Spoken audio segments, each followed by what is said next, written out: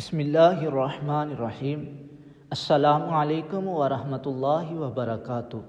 ناظرین، اللہ تبارک و تعالی نے قرآن کریم میں ارشاد فرمایا وَنُنَزِّلُ مِنَ الْقُرْآنِ مَا هُوَ شِفَاءٌ وَرَحْمَةٌ لِّلْمُؤْمِنِينَ۔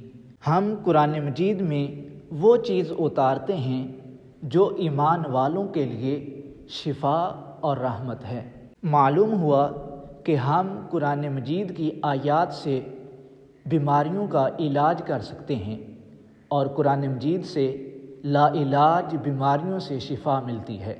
قرآن مجید کی ایک چھوٹی سی صورت لیکن اس کے فوائد بہت زیادہ۔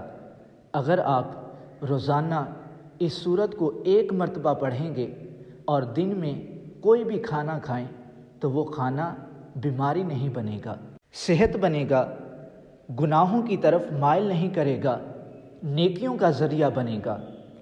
ناظرین، اگر آپ نے ہمارے چینل کو سبسکرائب نہیں کیا تو چینل کو سبسکرائب کیجئے تاکہ اس طرح کی اور ویڈیو آپ تک پہنچتی رہے۔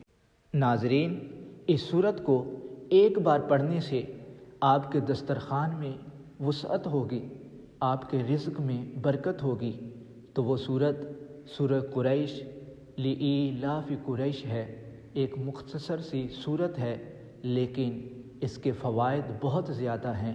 تو کوشش کیجئے کہ اس سورت کو پڑھنے کا معمول بنا لیجئے۔